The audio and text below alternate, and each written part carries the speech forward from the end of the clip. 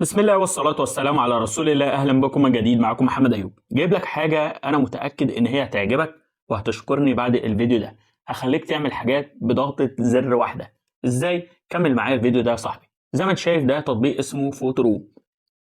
فزي ما أنت شايف كده هتبدأ تدخل عليه. أنا طبعا النسخة اللي أنا بستخدمها معاك دي مدفوعة، فلو يهمك تاخد النسخة اكتب في التعليقات وإن شاء الله هتلاقوني كاتب لك برضو تعليق وهثبته على اليوتيوب. يعني لو أنت بتشوف الفيديو ده في أي مكان تاني الأفضل تدخل على القناة على اليوتيوب، هتلاقيني سايب الرابط بتاع التطبيق في الكومنتات وهتبدأ تحمله بكل سهولة.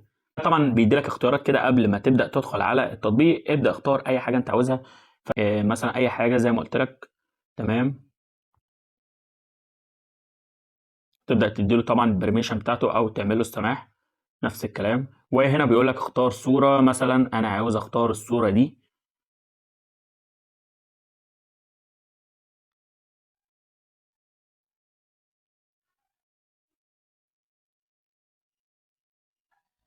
زي ما انت شايف دي الصورة اللي أنا اخترتها. هبدأ أعمل كده علامة الصح دي وهيبدأ تلقائي يبدأ إن هو يعزل لي الخلفية بتاعت الصورة.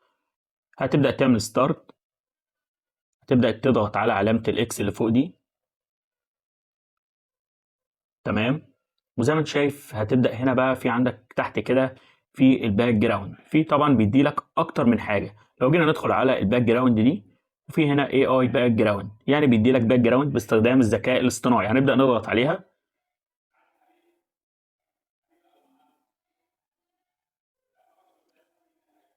زي ما انت شايف يا صاحبي دي الباك جراوند باستخدام الذكاء الاصطناعي. بص كده معايا، شوف الصورة كانت قبل عاملة ازاي والصورة بعد لما استخدمنا التطبيق بدأ يظهر لك الخلفيات عاملة ازاي. يعني لو بصيت كده هتلاقي الصورة تحس ان هي بجد. الصراحة الموضوع كويس جدا. يعني تقدر برضو لو انت عندك حاجة عاوز تعرضها للبيع ممكن تصورها وهيدي لك برضو الباك جراوند بطريقة كويسة جدا زي ما انت شفت كده. فالموضوع كويس جدا فوق ما تتخيل. حبيت بقى ان انت تحفظ الصورة، بتبدأ تعمل عادي اكسبورت كده وتعمل سيف تو جاليري، هيبدأ ان هو ينزل عندك في الموبايل. ممكن تقدر تعمل اكتر من شكل استخدمه براحتك. يعني في طبعا انت تزيل هنا لو انت حبيت تلغي خلفيه اي حاجه باك جراوند عندك صور او اي حاجه تقدر تلغيها. في طبعا بيدي لك كذا اوبشن، يعني تقدر تدخل كده تقلب في التطبيق بقى تضيف اي صوره عندك وتقلب براحتك. هتلاقي الصراحه الموضوع كويس جدا فوق ما تتخيل. حتى كمان السايز بتاع الصور اللي انت بتعملها بيدي لك طبعا لو انت هتنزل ستوري في طبعا بوست انستجرام ريل. وده اللي انا كنت بقول لك عليه من شويه، لو انت هتعرض حاجه وحبيت ان انت تعمل لها خلفيه كويسه صور بس الحاجه وارفع الصوره هنا وهيبدا يدي لك خلفيات زي ما انت شايف كده.